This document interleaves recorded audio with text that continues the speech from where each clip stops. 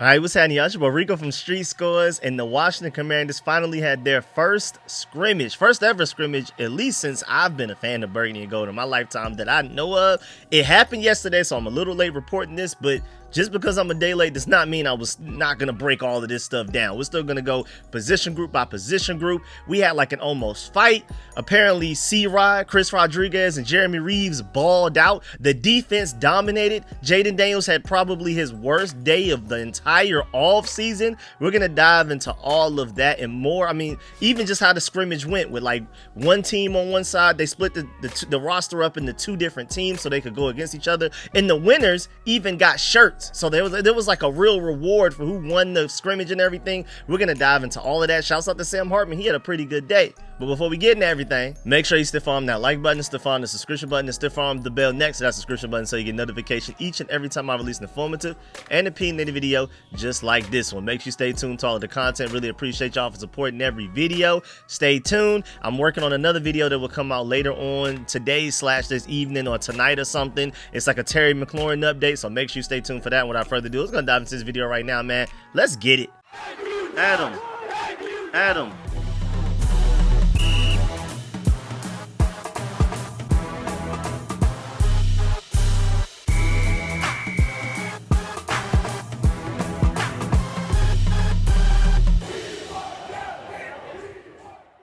All right, and so again, the practice went down yesterday. So excuse me if I, while I'm reading some of the stuff that I'm saying, some of my notes or some of the other notes that some of the reporters that went to the practice, when they say today, they meant Tuesday, August 12th. But the day before that, Monday, August 11th, when we had that walkthrough, John Bernthal pulled up to the Commanders practice just to show support and just to meet some of the players, talk to them and stuff like that. Of course, Hollywood actor, but he's a Montgomery County native. Huge fan of the Commanders, Jaden Daniels and all of those guys.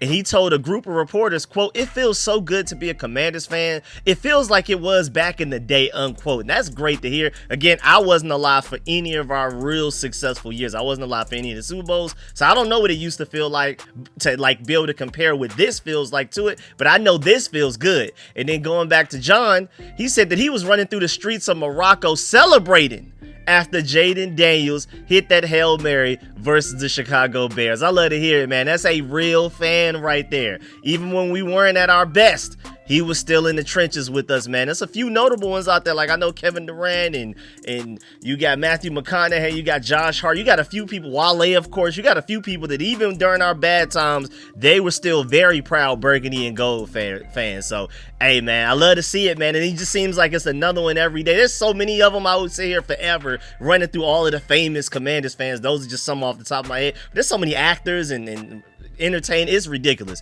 And then moving on to injuries, so I wanted to get a little bit of the fun out the way because now we're gonna have a little less fun, just a little bit. It's not all bad news. There's even some positive injury updates, but overall injury updates are not necessarily fun ones. And so for the Burgundy and Gold scrimmage that went down yesterday, of course Samuel Cosme did not participate, but Brandon Coleman's still dealing with whatever his injury is, something at least lower body, I can guess. I don't exactly know like what part of the leg or something, but it definitely seems lower body. He didn't participate. Terry McLaurin technically on the PUP list for an ankle injury, but it's really just a contract that he didn't participate, of course, even though he showed up. We're going to talk about that briefly in this video, even though I did a full breakdown and I even showed you the clips of Terry McLaurin talking to Adam Peters, pulling up the practice, and how he's apparently been participating in team meetings and all kinds of stuff. Stay tuned for that. And I also have an interesting update on that, on the whole Terry McLaurin pulling up the practices thing that's been going on in the background that has been off camera. Shouts out to Linnell Willingham. He went on Rio Robinson's show and dropped a few like bombs, like some nuggets on there about some Terry McLaurin stuff that's been going on in the background that us fans wouldn't necessarily know about if we're not there at all of the practices with media credentials and stuff like that. So make sure you go check out that interview. It's a live stream that Rio Robinson did. He had Linnell Willingham on his show. It was great. I strongly urge y'all to go check that out because I'm only going to talk about one part of that interview. I don't want to steal content and steal viewers away from Rio, so I want to make sure I give y'all a sneak peek into one of the gems that Linnell Willingham dropped, and then hopefully it urges y'all to go watch the entire live stream yourselves on his channel. But then Noah Brown, of course, didn't participate. He's still ramping up, So even though he hasn't like gotten a new injury, it's still that same injury from back in mandatory minicamp that he's still working his way back to. And then Marcus Mariota still dealing with his lower leg injury. Linebacker Jordan McGee, out of all of the guys, he's probably the one I'm the most worried about. Like, come on, man. Like, can we please stay healthy? Javonte John Baptiste didn't participate. Jonathan Jones is interesting. That's a new one. He didn't participate either. And then cornerback Bobby Price dealing with a concussion that he suffered in that Patriots game. Of course, he didn't participate. But yeah, the Jonathan Jones one came out of nowhere. Like, that's a new one. That him at corner, he's a backup corner for us right now, but he was a starting corner for the Patriots just last season. I don't know what injury he's dealing with, but he didn't participate in the scrimmage either. So the first thing I noticed was that Laramie Tunsil's name was not on that list. And so Laramie Tunsil's groin injury actually is not something that we're supposed to be worried about. Dan Quinn said it wasn't serious. And now look, he went out there and not only played in the scrimmage, but he had a good day. We're going to dive into that later. But thank goodness, because we have too many injuries already, especially on the offensive line specifically. So thank goodness Laramie Tunsil's good to go. But then Seawall Sports pointed out the fact that Jordan McGee was at the walkthrough that went down on Monday, whatever you would probably call it, a jog through technically. And he was there for that. He participated in that. He just didn't participate in the scrimmage. So that means I guess he's good enough to go through drills and stuff like that, but just not good enough to go like through full contact. And we're going to dive into that later because this scrimmage was like the first time all offseason that we've had like full contact, tackling each other to the ground in a Commanders practice. All offseason. This was the first time ever. So not only was this like our first scrimmage, this is our first full-blown contact practice as well. So that's why guys like Jordan McGee, even though they can go through jog through, so that's at least some sort of positive news there, that at least like when there's not contact involved, he's able to go through practice. So it must not be that bad. And then also, Samuel Cosme was seen working out with trainers. And Seawall Sports said that she's super impressed by his progress after his injury in January. So he must be ahead of schedule. Based off of things we've heard Dan Quinn say, Seawall Sports, all of those people are saying like, man, this guy's definitely like hitting all of the markers. He seems like he should be good to go. Not saying he's going to play week 1, but he's ahead of schedule, but you know, compared to a guy that just tore his ACL in January. Also, Seawall Sports says that she did not see Commander safety Tyler Owens at practice, so I don't know what's going on there, but maybe my dog is hurt again, and that's another guy. Jordan McGee and Tyler Owens, man, all of the talent in the world, just got to stay healthy. That's the issue right there. And then even Ja'Cory Crosskey-Merritt.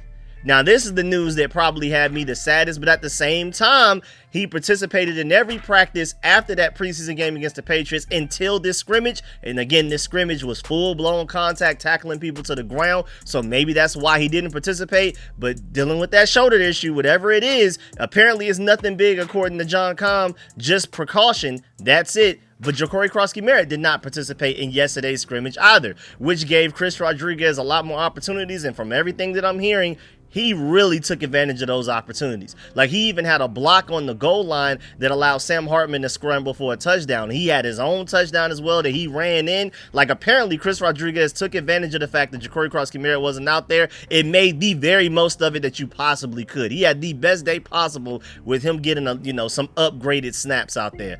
I think he was out there working with the second stringers and stuff like that. So Ja'Cory, get well soon. But shouts out to CRod for being like, okay, so Ja'Cory's out. This is my chance to show what I can do.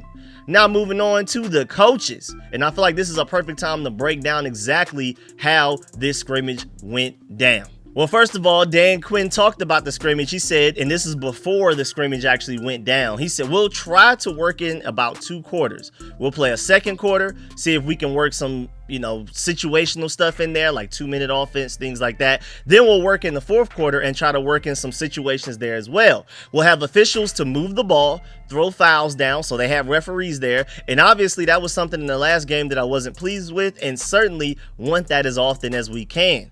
Cliff and Joe are the head coaches, and we'll also split coaches and staff members, into 2 separate teams along with the players. So they'll be on opposite sides. So that's going to be a lot of fun. It'll be a fun day, and it ended up being a great day. So again, Dan Quinn is out of the equation. He's taken a step back just to purely evaluate. He left Cliff Kingsbury be the head coach of one team, Joe Wood Jr. to be the head coach of the other. And then that means that the other coaches stepped up in their places. So with Cliff Kingsbury and Joe Wood Jr. being head coaches for 2 separate scrimmage teams, that means that the younger assistants had to step up and get some play calling experience. So Tavita Pritchard and Brian Johnson called plays for 2 opposing teams' offenses, and then Tom Donatel and Jason Simmons called plays for 2 opposing defenses. And I mean, that's just such a beautiful way to cultivate talent. Again, Cliff Kingsbury and Joe Wood Jr. were the head coaches. I absolutely love that idea, man. Shouts out to Emmanuel Benton. I felt like he worded it perfectly. This is a masterclass in developing coaches to give these guys an elevated role. Now, Cliff Kingsbury has head coached before,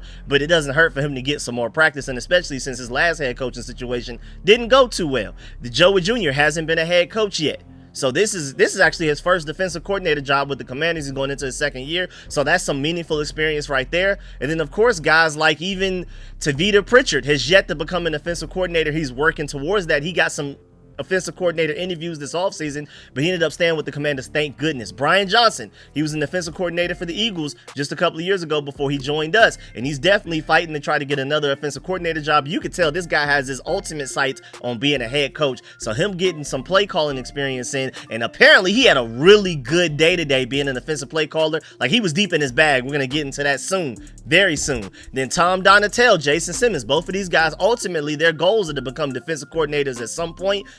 You know, maybe in there, hopefully for them, sooner rather than later. I'm hoping they can stick around as long as possible, but it just shows that how much greatness and talent and genius we have in this coaching staff, to where guys are ready to step in and fill into multiple roles that are higher than them, and they're going to get opportunities to get interviewed for those, especially after this year, man. Don't be surprised if there's like a clean sweep of our roster where it just gets picked apart. Cliff Kingsbury ends up leaving for a head coaching job. Tavita Pritchard gets a coordinator job. Even David Blau gets an offensive coordinator job or something like that. You're like, it's scary. Jason Simmons leaves for a defensive coordinator job. Watch out, man. And so-called Commanders brought up a good point. He said, sounds like a training lab for future offensive coordinator and defensive coordinators.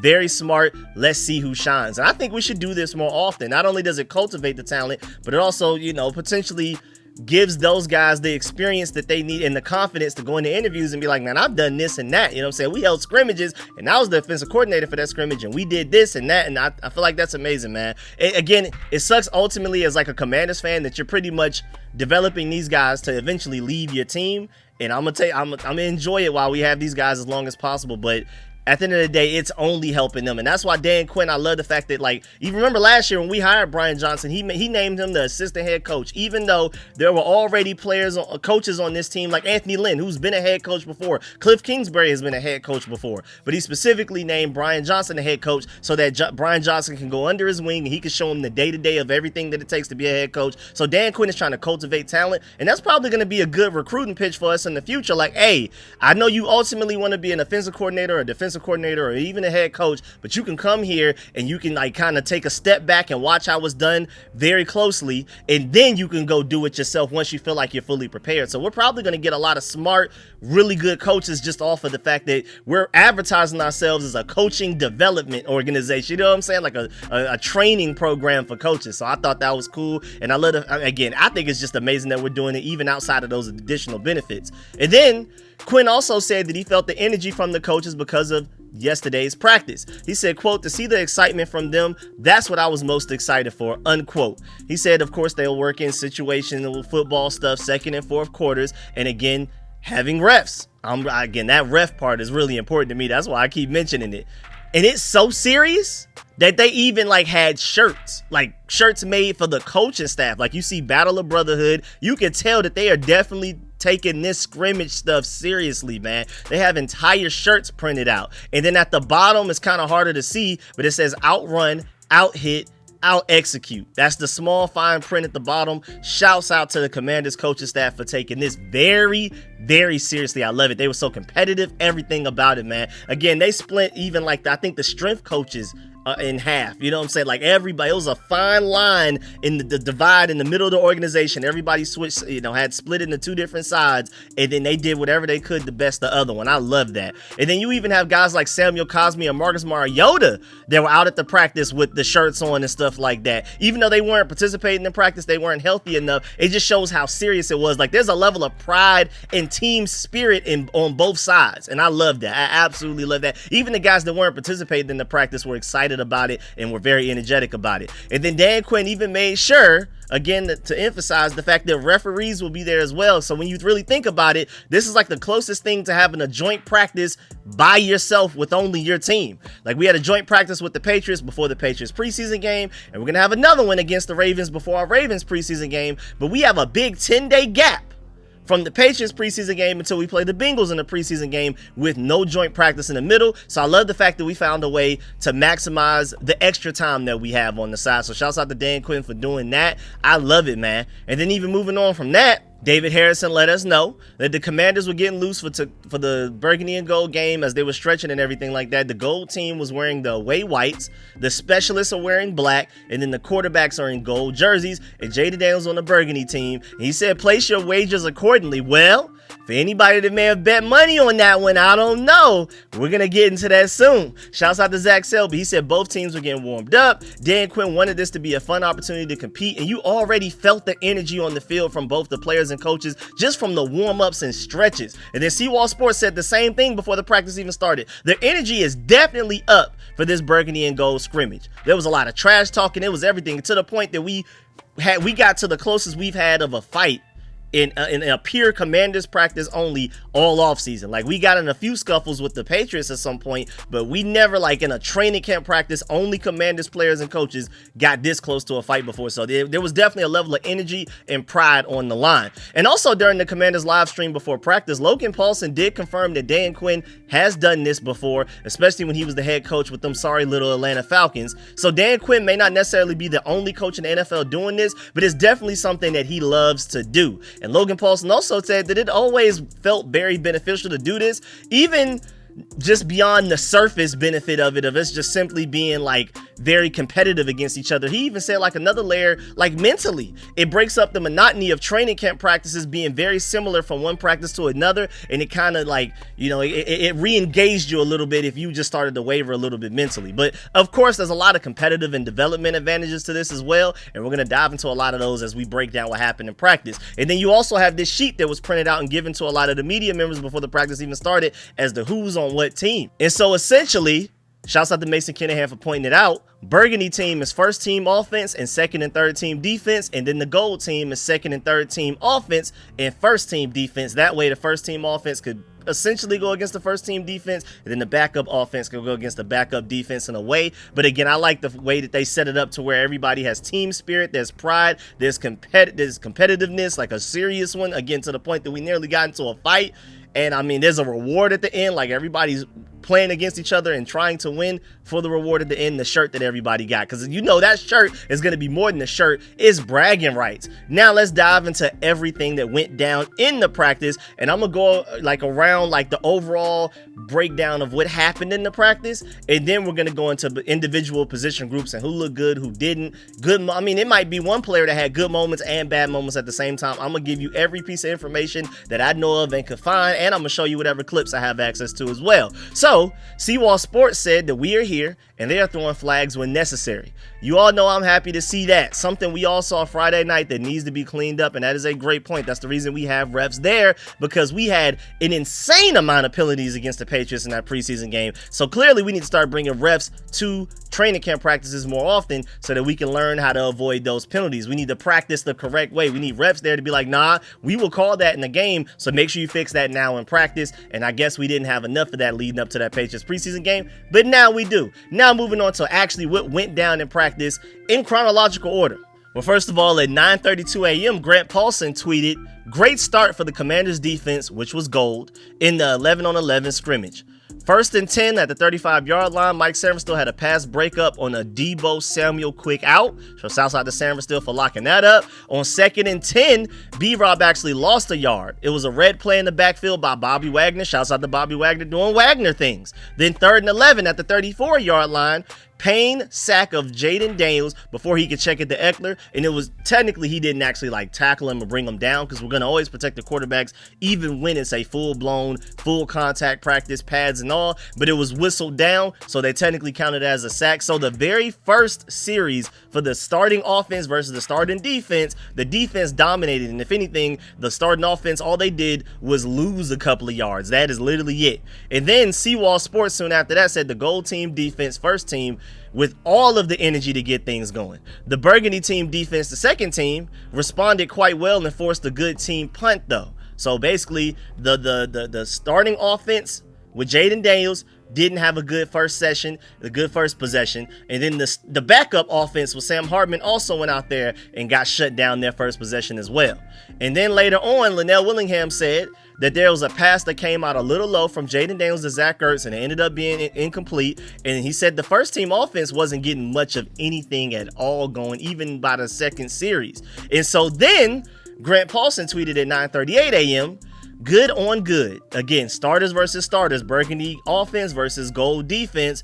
Good on good. Second series. 1st and 15 at the 35-yard line. Sanford tight coverage pass breakup on KJ Osborne from Jaden Daniels. Mike Sanford shutting down everything moving. 2nd and 15. Daniels incomplete over the middle of the field. He didn't say who he was targeting or who was in coverage, but it was incomplete. And then 3rd and 15, Jaden Daniels tried to target Luke McCaffrey on a crosser for 11 yards. It ended up being a catch, but then as he tried to run, he ended up getting hit pretty big by Sanford.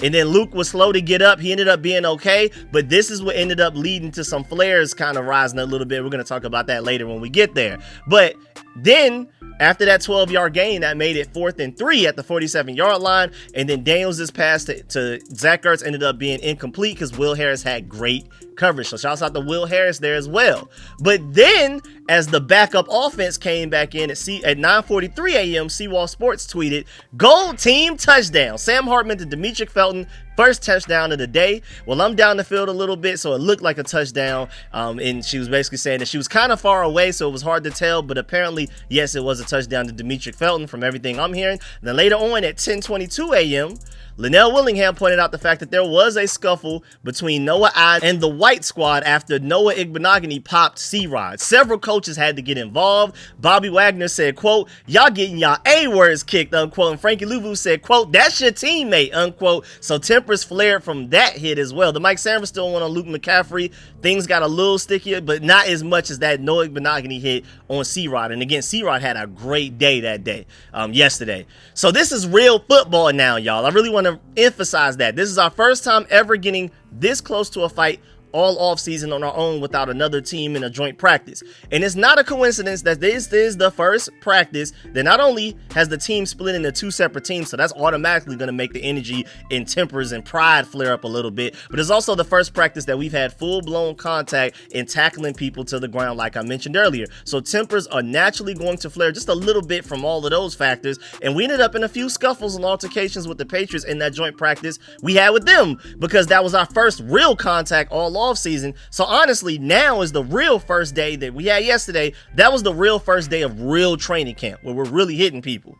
And so Zach Selby said the Burgundy team's best day came at the start of the second quarter of play.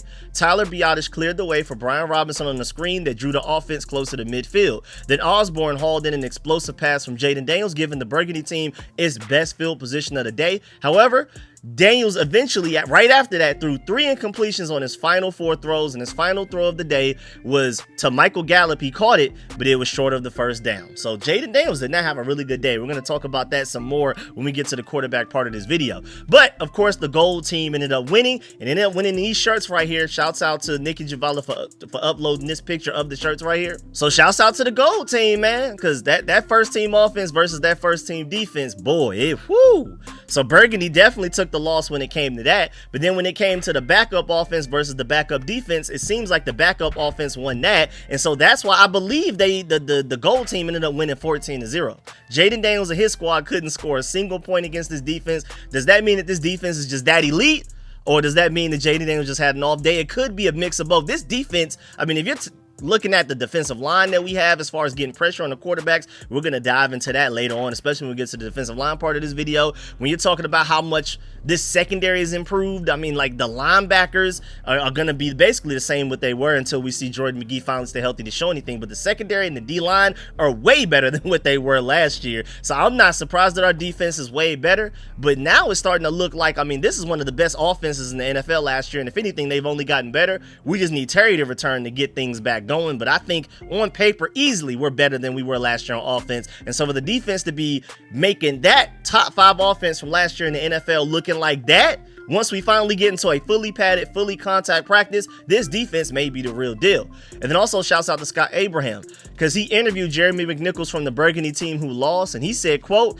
they're going to be talking all week, but it's all good. We'll get them back, unquote. And so I love that. That's the point of this, because it sounds like that he's basically saying that at some point we're probably going to scrimmage again, and the Burgundy team is going to increase their intensity even more to make sure that they get back and make things even. So I'm looking forward to another scrimmage potentially, because the Burgundy team wants revenge. Like, this loss actually does sting a little bit. You know what I'm saying? It's just a simple scrimmage, of course, but there's some real pride behind this. And he said that the gold team is already talking crazy, and we want to shut that down as soon as possible. I love that. That's why splitting these guys up, they're going to make each other better. To Jeremy Reaves' point, because he was on the winning team, he was on the Burgundy team, but he said that his assessment of the scrimmage, he said, quote, yes, we are competing, but at the same time, we are trying to get each other better, because I'm going to need that guy when we start playing. So that's why this competitiveness is so beautiful, and it's going to really develop some talent and bring some greatness out of some guys, because yeah, we're talking trash to each other, but at the end of the day, we're teammates, and we're just trying to make each other better. That was the purpose of all of this. And even shouts out to Jalen Lane. Now, granted, I personally don't like to hear this mentality when it comes to it, but he is right. But of course, he's a son of a football coach, Scott Abraham pointed out, and Jalen Lane was on the losing team, and he said, I think the Commanders won today, as an overall quote. And I'm like, man, I don't want to hear that, man. Like, talk your trash, man. Talk about you gonna get him. But he's right, though. He's definitely right. But me as like a competitor, I'm like, man, I don't want to hear that, man. I don't want to hear anybody. If I'm on the losing team and I heard Jalen Lane say that, I mean, man, if you don't stop, man, get your get back, man. But either way, Brian Johnson was apparently the gold team's offensive coordinator, and he was in his bag of tricks, especially in the first quarter of play. With the offense in the red zone, he called a play that featured tight end Colson Yankov flipping a completed pass from Sam Hartman back to Casimir Allen to get back into the 5-yard line. Apparently, Brian Johnson was in his play calling bag and showing everybody, I should be a defensive coordinator somewhere right now, but I'm just chilling on y'all roster taking a lesser role, because this is just a great organization. I just want to be a part of this, and I'm gonna work on my head coaching abilities and you know, getting the scheduling and all of that stuff down. Again, he's under Dan Quinn's wing right now, and he's probably going to leave for not only an offensive coordinating job, he may leave for a head coaching job by the time he leaves here. But Zach Selby also pointed out the fact that offensive coordinator Cliff Kingsbury and defensive coordinator Joe Wood Jr.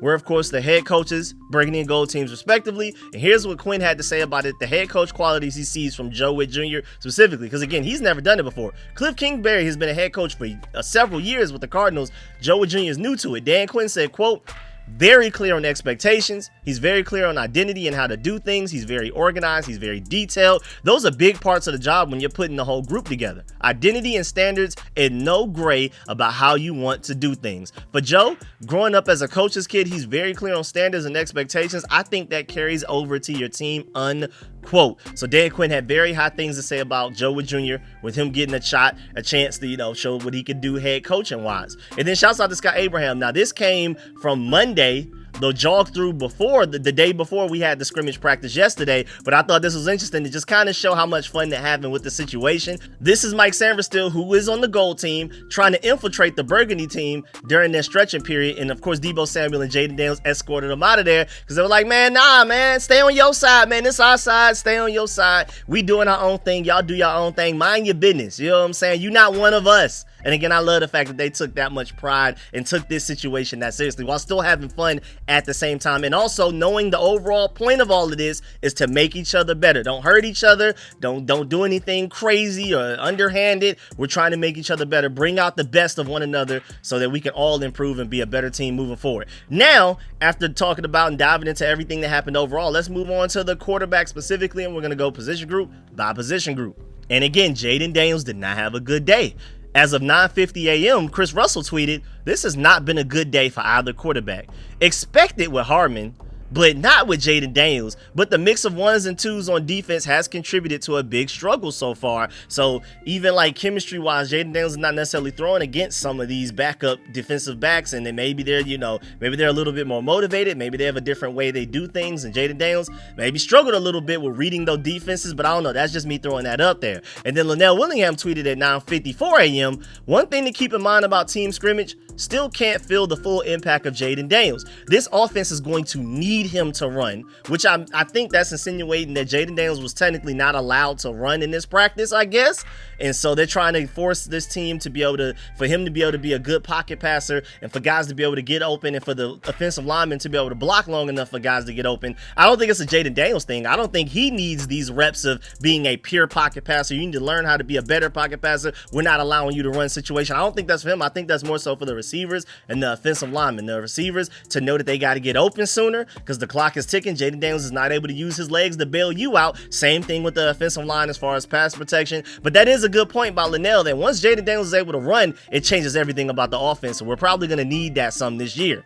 And then Zach Selby said that the Gold Team's defense made life difficult for Jaden Daniels and the Burgundy team's offense. They recorded 3 sacks on the day, including 2 on Daniels' final drive of the first quarter.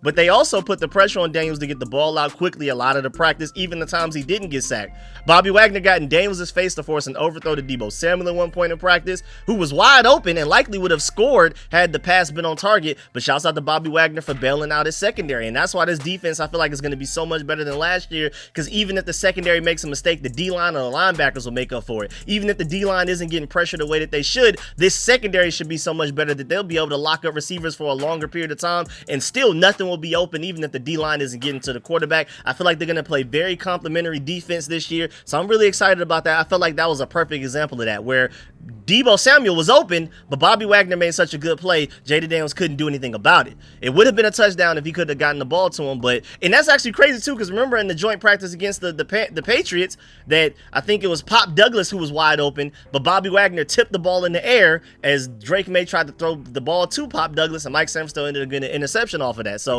the secondary may make mistakes, but we're playing very opportunistic football right now. We have some playmakers on this defensive side of the ball. And then also Von Miller forced a pressure that resulted in a drop from Zach Ertz on 4th down as well. So they were getting after it, man. That first team defense is whooping up on that first team offense, and Jaden Daniels definitely struggled because of it. Shouts out to Grant Paulson. He said, disclaimer, it's one practice that won't matter by this time tomorrow, but observation, the first team offense got dominated today. Not only lost, but got dominated. Daniels was probably sub 50% with his completions coming almost exclusively on screens and checkdowns. No fly zone type of stuff. Washington couldn't run the ball, and the receivers had DBs draped all over them. So that's where you miss Terry right there, though, especially. Pass rush also got the better of the O-line consistently. The offense got a few first downs and 0 points. Just an ugly scrimmage in terms of the starting offense. And then Ben Standig even tweeted, today was Jaden Daniels' worst practice I've ever covered. It wasn't all on him though, but that's interesting to hear that this is probably, since we drafted Jaden Daniels, his worst practice ever, or at the very least, the worst practice he's had this offseason specifically, but it may be overall. And then also, Chris Russell said, you have to wonder how much Jaden Daniels has struggled today was because he really hasn't had a full speed practice since last Wednesday against the Patriots, but it also further drives home why football players should be playing football. So maybe that's going to encourage Dan Quinn to play the starting offense a little bit more against the Bengals after seeing how bad they looked against our starting defense once they were finally in full-blown, full contact, full padded action, full speed action as well. And then Commander's Realm brought up a good point. He said, I'm not really moved by Jaden having a reported rough day at camp. I want to see those risks, tests, mistakes now. Learn and build on it in camp so that you can do it correctly in real games. I completely agree. But then moving on to Sam Hartman, I mean, he had his ups and downs, but he had a lot more ups than Jaden Daniels did. Now, granted, he's going up against the backup defense while Jaden Daniels is going against the starting defense, but still Sam Hartman had a pretty good day. Sam Hartman, who started for the Gold Team, had the most consistent day of the quarterbacks. He was crisp, accurate, and ran the second string offense on 2 scoring drives. I don't know where any of that was in that preseason game against the Patriots, but whatever. He even scrambled in a score to put his team up 14-0, as you can see in the clip that I uploaded. The Commanders separated practice was in 2 different quarters. His best throw went to running back Demetric Felton, who completed the pass on 4th down and put the offense in scoring position at some point in one of those drives. And then also, before we move on from the quarterbacks, going back to Jaden Daniels' connection with Mike Sanderstill, shouts out to All Pro Reels for even bringing up this quote. It came out of nowhere. I don't even think Jaden Daniels said this yesterday, but I just felt like I might as well include it with this since it's Jaden Daniels focused. And he talked about Mike Sanderstill. He said, quote, that's my brother. I love Mikey to death. We're family. We're talking. We're talking ish to each other, but we're also like, hey, this is what I see. How do you read this concept? Because he's a very instinctual individual and player. He's super smart, super intelligent. I try to be on my P's and Q's versus him. I know he has to do the same thing versus me, unquote. And I love that brotherly bond right there and the way that they're making each other better, but also working with each other. Like, okay, did you see this way? I saw this way, and they're gonna make each other way better. San Francisco's gonna do a better job of locking up opposing quarterbacks, and Jaden Daniels gonna do a better job of throwing against opposing corners because they're helping give each other information from their points of view. So I love that. Now moving on to the running backs. At some point, Linnell Willingham said that Austin Ekeler had a really good blitz pickup on Bobby Wagner, and I'm bringing that up because it sounds like Austin Ekeler is still our best pass protecting running back. Even though CRod showed me a little something in that Patriots preseason game with a couple of his blitz pickups. So shouts out to CRod there. I know Brian Robinson has been improving bit by bit. I still got to see if Ja'Cory Cross-Merritt can pass protect. I love him as a running back as far as receiving back, running the ball, all that type of stuff. I feel like that's the last part of his game that maybe Cliff Kingsbury doesn't necessarily trust all the way yet. But again, Austin Ekeler, you can fully trust him to keep Jaden Daniels protected. He is our best pass blocking running back on the team easily. He's one of the best pass blocking running backs in the entire NFL, and that's why he's still going to play more snaps than a lot of fans probably expect, because the ultimate goal is to keep Jaden Daniels clean. And then also shout out to Chris Russell, pointing out the fact that Demetric Felton has some speed to turn the edges. I think everyone has seen, and just got everyone going with a touchdown run. So he finally opened up, like the defense was dominating the day. Demetric Felton was the one that finally kind of opened things up and got the offense finally scoring some points and some excitement on both sides. And then M. Linares, DC, pointed out the fact that running back Demetric Felton with a couple of plays that have made him look good. Not a name we mention a lot, but the goal here is to at least make the practice squad for especially a guy like that. And he's probably making enough plays to make the practice squad. And you even have this play right here that you're looking at in this clip. Shouts out to Chris Rodriguez, because he arguably had the best day of all of the running backs. Zach Selby pointed out the fact that Washington's gold team running backs had plenty of room to run throughout the morning. Running back Chris Rodriguez scored the first touchdown of the day, so it actually wasn't Demetric Felton. Demetric Felton had the second one, I guess, or at least opened it up to the second one. And then Hartman pitched it out to the former 6th round pick who ran in untouched. So Chris Rodriguez had a great day, but there's also a compliment to the offensive line that, I mean, apparently there were just holes wide open against the backup defense when it came to the backup offense running the ball. Now moving on to the wide receivers. Linnell Willingham tweeted at 9:23 a.m. that Luke, Debo, and Jalen Lane were the starting wide receivers for the Burgundy team. That's technically like the first team offense. And I wanted to point that out because you know Debo Samuel's a starting wide receiver, obviously. But with Noah Brown and Terry out, it sounds like Luke and Jalen Lane are next in line on the depth chart. So that's interesting. So that sounds like that's like your definitive top 5 group. All right, we already knew that kinda, but you just never knew, like, because Michael Gallup, KJ Osborne, or Chris Moore, because of age and veteranship, they've been in the NFL and experience for several years, like maybe they would be above them on the depth chart. But no, with Noah Brown and Terry McLaurin not there, it's the younger guys who are out there with the starting offense. So that may also, contribute to why Jaden Daniels didn't have that great of a day, because you have the starting defense, especially secondary, with Mike Sainristil, Trenavian Amos, and Marshawn Lattimore, who are definitive starters that will be playing week 1 snap 1 for us. And then you have, I love Luke McCaffrey, and I think Jalen Lane has a lot of potential to him. I think he will eventually become one of our starting receivers at some point this season. But Jaden Daniels was out there with guys that technically shouldn't be your starting receivers going into week 1. So there's something to that. But I just thought it was interesting that Luke McCaffrey and Jalen Lane get the nods to start with Terry McLaurin and Noah Brown out. I thought that was interesting, alongside Debo Samuel, of course. And then also Linnell pointed out the fact that Debo had a really good release off the line versus Mike Sainristil, but Jaden Daniels just ended up overthrowing the ball. But again, that's not something you used to hear about Debo Samuel. Even back in his 2021 season, the famous season that he had where he went crazy for the 49ers, he was more of a weapon, not just like a pure nuanced receiver. I don't know what happened, but this offseason, he's looked like a pure nuanced receiver. He has a release package, like Nell Willingham just pointed out, that actually he got the best of Mike Sainristil because of it. He beat him off the line of scrimmage. Before the route even fully developed, he already had Mike Sainristil beat, and that's why having a really nuanced and technically refined release package matters as well, just as much as refined route running. And so he looks like he has better and more consistent hands. He has ball tracking now, better route running. I'm telling y'all, we're getting the best version of Debo Samuel of his career this season. He may not be 100% what he used to be athletically compared to that 2021 season, but as far as like being a refined, nuanced wide receiver, I've never seen him look like this. Also, Sky Abraham said, fantasy football managers. Commanders head coach Dan Quinn said, I've been impressed from what I've seen from Jalen Lane in the slot. So again, mind you, Jalen Lane may scratch his way onto a starting slot receiver role sooner rather than later. I know at some point in his career he will, but I feel like there's even a strong chance that he will do it this season and maybe even early on this season because his talent is undeniable. And for even Dan Quinn to notice it, very interesting. Then Linnell Willingham pointed out the fact that nice job by Tre'Davious Amos turning and running with Lane. It was a beautiful ball from Jaden Daniels, and Lane has to get that. So he made a mistake at some point in practice where Tre'Davious Amos had great coverage, but Jaden Daniels did throw a great ball, but Jalen Lane wasn't able to come down with it. And then also, Jaden Daniels was able to beat Marshawn Lattimore with an Osborne slot fade at some point. And so shouts out to Osborne because apparently he had a good enough release where he kind of already had Lattimore beat before the ball was even thrown, before the route even got going. So shouts out to Jaden Daniels for completing the pass and everything like that. Shouts out to KJ Osborne for some route running prowess right there. We'll see some of that veteran experience is stepping up right there, but again, he was with the backup offense. Jalen Lane, Luke starting over him. And then also shouts out Sidonian Ave for quote tweeting this picture from Grant Paulson. And this is Jaden Daniels talking to Terry McLaurin. He said, Jaden said, bruh, take the 26 mil. I'll pay the difference out of pocket.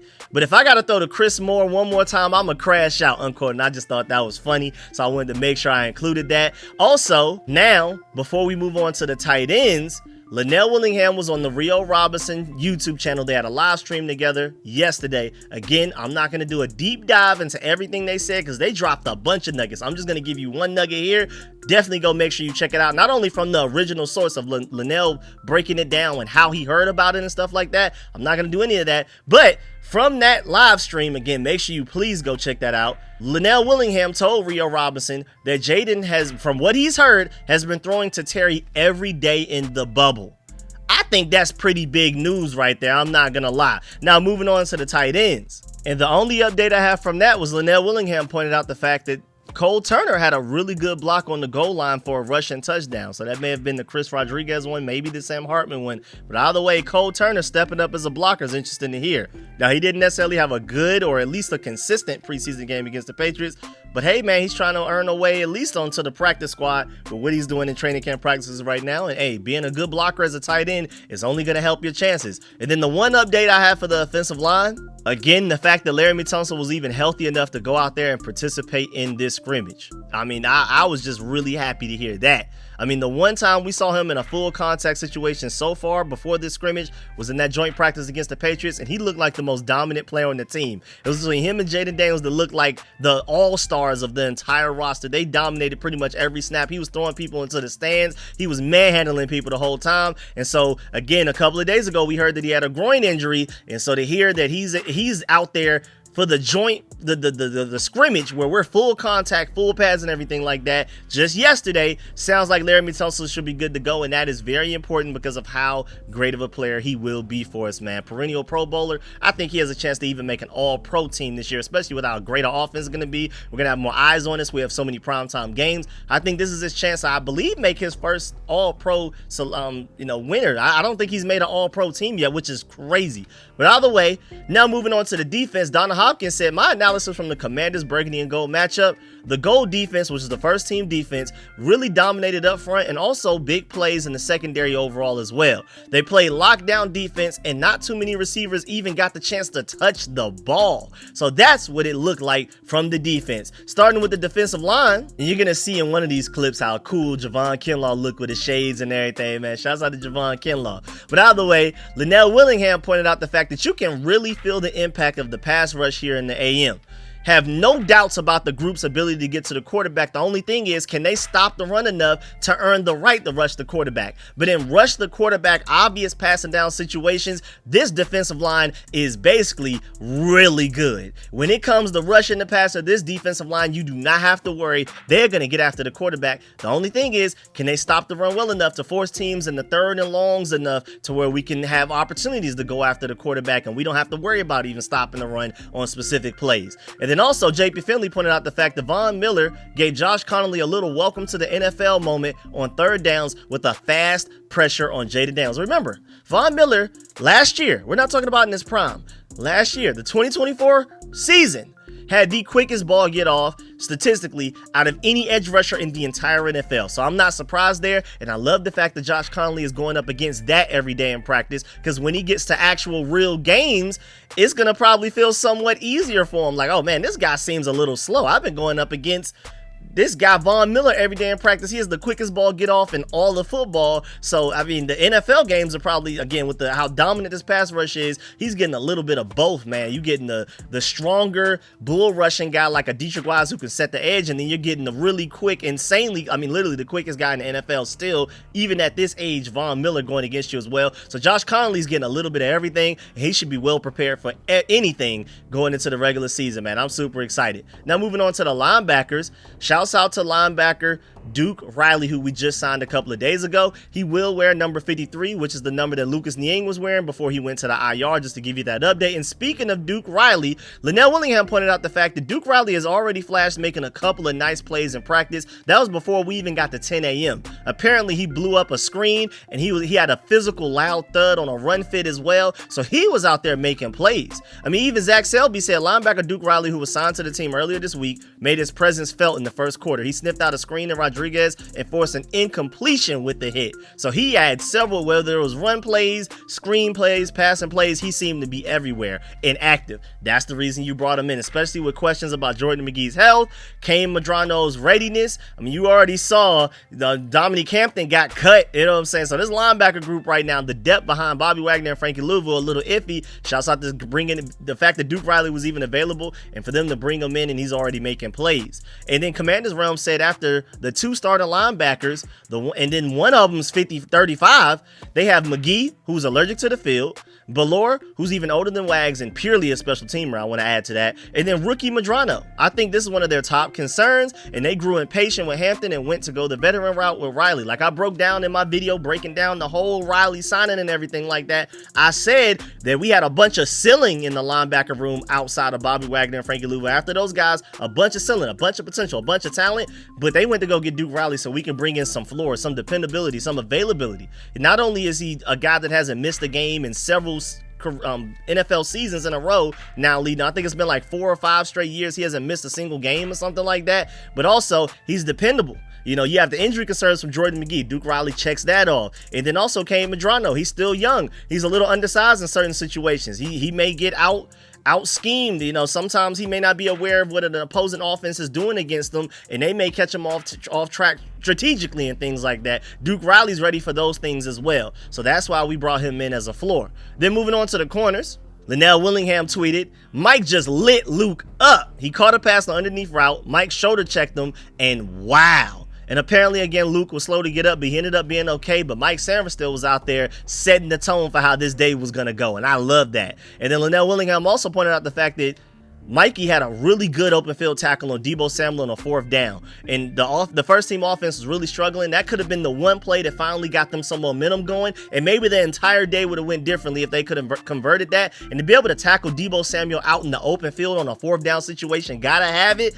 That's very impressive from Mike Sanford still, man. So Deebo Samuel's no joke in the open field. That's more of a compliment to who Mike Sanford still is and why I still have stocks in him potentially being our best defensive player on our entire team this season. And probably going forward for a while. Also, Seawall Sports, she said, going back through my notes, Mike Sanford still was playing with Frankie Louvu level energy today, which was again yesterday, but that's interesting to hear. I'm telling you, Mike Sanford still is not only stepping up talent-wise, but also leadership and spirit-wise, energy-wise. I love that. So now we have 2 crash outs in Mike Sanford still and Frankie Louvu. I feel sorry for opposing offenses, man. Then also, Chris Russell said that Tre'Davious Amos had a really good pass breakup off of a Bobby Wagner blitz, but he said another pass breakup. So apparently he had a couple of them in that scrimmage that went down yesterday. Then he got beat with speed by Lane and recovered the contest on a deep shot incomplete from Jaden.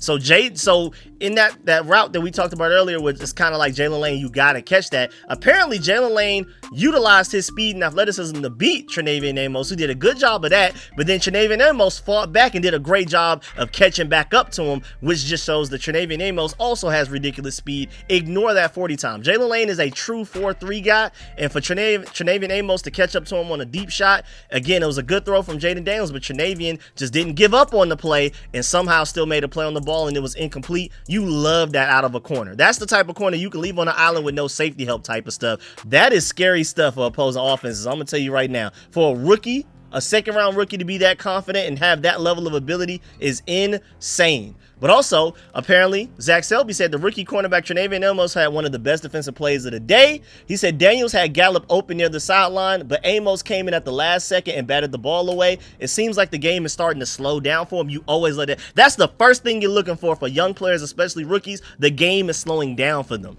And he also had a strong preseason performance against the New England Patriots. Well, he was complete lockup in that. They went ahead and pulled him off the field immediately after those couple of plays. He had a really good tackle and some lockup coverage. But yeah, man, I mean, Tre'Davious Amos had a couple of plays in this scrimmage where, like, at the last second, he was able to find a way to get in there and force an incompletion, man. That guy's different. He's no fear. No fear. Even if he's beat initially, he's going to recover and make sure that that ball is incompleted or maybe even intercepted. And that is a quality that is really hard to teach in a corner, man. Just no fear at all. And then shouts out to the DBs that we signed a couple of days ago alongside with Duke Riley, because defensive back Isang Basie is wearing number 38, who was last assigned to Allen George, who's no longer with the team. And then also, we have defensive back Antonio Hamilton that we signed. He's wearing number 34, and that used to be Michael Wiley's number before we cut him last week.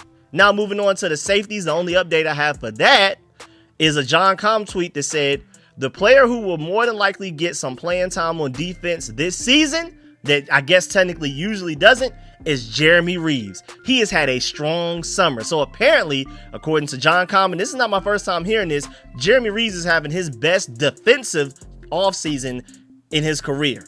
Like, we could talk about special teams, of course. He's an elite player there. There's a reason he's an all-pro in that category. But defensively, on Sundays as a safety, it sounds like Jeremy Reaves will be a part of that rotation. He may be right behind Will Harris and Quan Martin right now as far as the depth chart goes. I mean, especially if Tyler Owens can't stay healthy. Right now, Jeremy Reaves is probably your next safety. And then before we go, we just had some overall reviews from the practice. Like, shouts out to Jay Daniels MVP based off of what he was able to gather, because I don't think he went to the practice either. But he said, yesterday was the first scrimmage under head coach Dan Quinn that split players and coaches into two teams, burgundy and gold. Of course, 9 players didn't participate. We're not going to run through that because we already did. But the defense dominated the day as Jaden Daniels was under constant pressure and there was little to zero offensive rhythm. Also, the scrimmage was broken into 2 quarters. We already talked about that. McLaurin didn't participate. However, he was seen talking to GM Adam Peters for the first time publicly since this whole contract situation has gone. He also talked with teammates like Jaden Daniels and Samuel Cosme. Chris Rodriguez apparently stepped up as he had more snaps. He really took advantage of the extra opportunities he got with Ja'Cory Cross-Merritt being down a little bit. Then Gold Team won 14-0. So there goes your confirmation there. And then a white t-shirt with the print all Ashburn was the prize for the players on the Gold Team. I love that. All Ashburn. We're the better of the Ashburn side of the team. I love that, man. Also, Sam Hartman looked better today than he did in that preseason game against the Patriots. That's good to hear. Ja'Cory Brooks got called for a false start. And remember, he was the one that got called for a false start like over a week ago, and Jaden Daniels kicked him out of the huddle for it. So, hey, Ja'Cory Brooks, I tell you, man, he's one of the hottest, coldest players in the entire team right now. He's either catching a one-handed touchdown or he's dropping an open pass or getting a false start. Ja'Cory Brooks' whole problem right now is consistency. The flashes are there. The high points are there. It's consistency, man. Also, the defense recorded 3 sacks on Daniels. Tre'Davious Amos continues to have a nice, solid camp as he broke up an open pass last second to Michael Gallup along with other ones. Mike Sanford still also picking up where he left off last season, and he had 2 pass breakups intended for Deebo Samuel and KJ Osborne. And don't forget the open field tackle on Deebo. And then the pass rush from the D-line really made a difference today. So watch out. That pass rush is serious. And then Ben Standig did a whole article on his own Substack. I would definitely recommend y'all go subscribe to that and check that out. But just from the tweet of it, I'm not going to dive into the article because I'm not going to sit here and steal his content. I encourage y'all to go read it for yourselves. But his overall headline is his outline. The pass rush is dominated. The first team offense was constantly under pressure. The running back depth chart is getting interesting. And does Noah Brown's injury risk loom larger than Terry McLaurin's holding? I feel like that's an interesting question right there. Who returns first, Noah Brown from injury or Terry McLaurin from a contract dispute? Technically an injury with an ankle as well, but everybody knows that's not real. But yeah, man, that's the end of this video. Please get in the comment section. Let me know if you feel about everything in this video. Please still follow that like button, still follow the subscription button, still follow the bell next to that subscription button so you get notification each and every time I release an informative and opinionated video just like this one. Really appreciate y'all for supporting the channel, man. Shouts out to y'all. I mean, this is like a nearly hour-long video. So if you made it this far in the video, you're still watching me, you're still hearing me, I salute to you and really appreciate you, especially since I'm doing this a day late as well. This all went down yesterday. So if you're still watching it all the way through to this point, you care this much, and I'm a day late, that is love. So really appreciate y'all, like, for real for that one. Make sure y'all stay tuned. I'm gonna catch y'all later with another video later on today, breaking down a lot of Terry McLaurin stuff. We have like the RFK demolition. I want to talk about all of that later on this evening, so stay tuned for that. Of course, let me know in the comment section how you feel about what went down in the scrimmage. Should we overreact, or should we just ignore how bad of a day Jaden Daniels had, how dominant the defense was, all of that type of stuff. Chris Rodriguez stepping up once he finally got more opportunities. Jeremy Reaves finally looking like an actual safety and not just a pure special teamer. We have a lot to talk about. Jalen Lane showing his speed, still fairly inconsistent. Tre'Davion Amos, Marshawn Lattimore, and Mike Sanford still being as locked up as we hoped. Von Miller doing what he does. Josh Connolly out here getting some welcome to the NFL moments, but still holding his own. Laramie Tunsil being healthy, that's huge. All of that type of stuff, man. Let me know how you feel about everything. Let me know if you agree or disagree with any of my points. Leave a like on the way out. I'm gonna catch y'all later with another video. Like I said, I'm out.